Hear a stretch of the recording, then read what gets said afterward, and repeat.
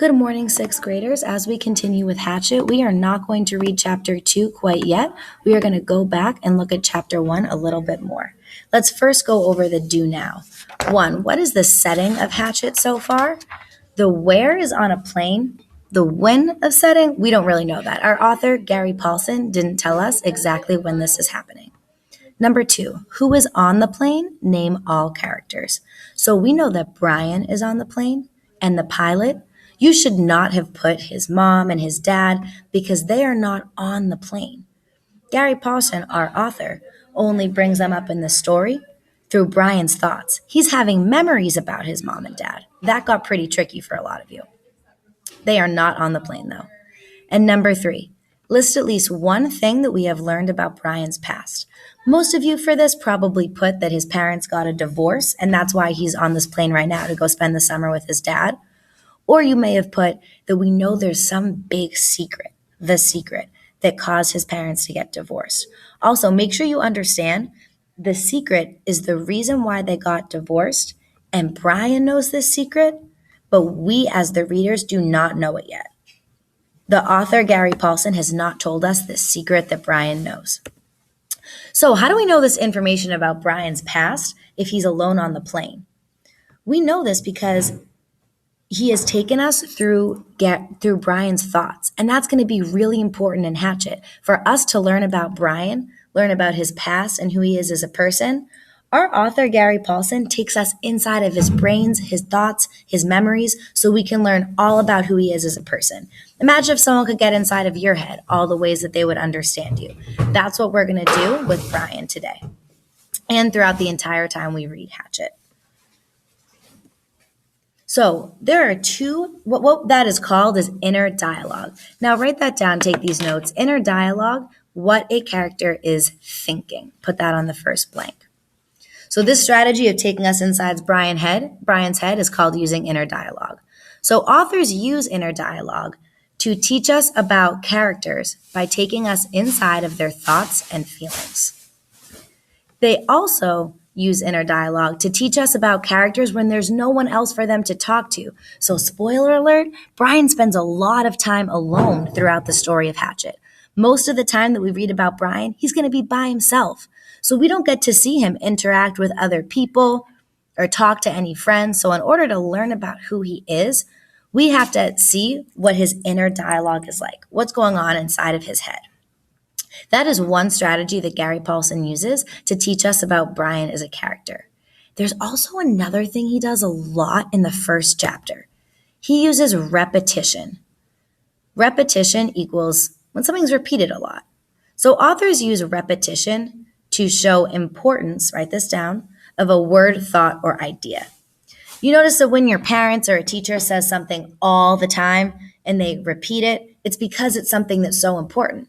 That's why we keep reminding you to track the speaker. We say it every day because it's so important.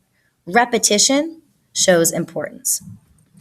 So, quick check for understanding. What are the two strategies Gary Paulson uses in chapter 1 to teach us about Brian as a character?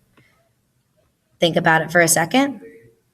The first one uses inner dialogue. And the second one is that he uses repetition. So we're going to go back through chapter 1 today and find the times that he uses inner dialogue and see how we learned about Brian from that. And the times he uses repetition to see, wow, what is Gary Paulson telling us is really important in the story? So now turn to page 2 in your packet. And you are going to go back through chapter 1. You should have this in the Hatchet section of your binder from yesterday. Raise a strong silent hand if you don't have it, but check because it's at the back of your packet from yesterday. 2, find any repeated words and phrases, then fill in this chart. So I did the first one for you for an example. I went back through chapter 1 and I was looking to see if there was any repetition. And I noticed that on page 1, it said the word divorce many times in a row. It was like in just one paragraph, it said the word divorce about 3 times. That's definitely repetition. So I wrote down divorce right here, filled in page number 1. And then I have to stop and think, why do I think Paulson, our author, uses repetition here? And I thought about it. Why would he keep saying divorce? And realized the word keeps popping into Brian's head. probably to show us how much the divorce is bothering him. When things keep coming to my mind and I can't shake it, it's usually something that I'm upset about and I can't get out of my head. This teaches us that the divorce has been hard for Brian. So Paulson keeps repeating the word divorce, probably to show us, wow, this keeps coming into Brian's head. It's really bothering him. So go ahead and on your own, go through chapter 1, fill out the next 3 columns on page 2 to try and find repetition. Also, keep in mind, repetition doesn't exactly mean something's repeated 10 or 15 times. Maybe it's just that a word is in a sentence twice or in a paragraph 3 or 4 times. Really try and read it to see what here might be important. So you can go ahead and do that right now. If you get done with it while you're still at the Independence station, then keep watching. If not, just pause for right now and work on that. Come back when you're done. Okay, so if you're here right now, then go ahead and turn to page 3. This is a scavenger hunt for inner dialogue. So it's really important that as we read Hatchet to think, what kinds of things are going on in present time and what kinds of things are just thoughts and memories in Brian's head. So I'm going to read if you want the questions on page 3. If you want to do this independently, just go ahead and pause this video right now. If you want me to read the questions out loud to you, I will do that right now. Task 2. Find the following moments in the text and decide whether they are Brian's inner dialogue or events happening in the present time. 1. Once after an hour when they are out of the city, she turned to him. Look, can't we talk this over? Can't we talk this out? Can't you tell me what's bothering you? All right, so circle 1. Is that happening in Brian's inner dialogue? Is that a memory he's having or something he's thinking of? Or do you circle present moment? Is that something that's happening on the plane? Number 2. I've never had anything like this.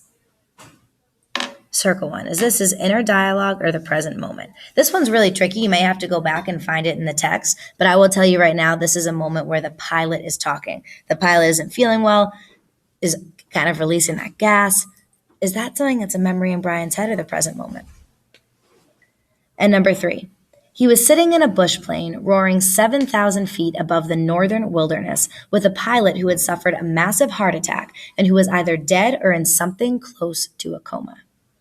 Again, circle either inner dialogue or present moment. Now, choose one of the examples above and explain how you knew whether it was happening in Brian's head or in the present moment. Use the context to explain your answer. So by context, I mean use what's sort of going on around, like in the story at that time, to explain your answer. And if you're done with this and still at the Independence station, then just go ahead and take out your independent reading book. Or it might be a good idea to go ahead and reread chapter 1. Try and make sure you know that information as well as you can. Maybe even find more cases of repetition because there really is a lot.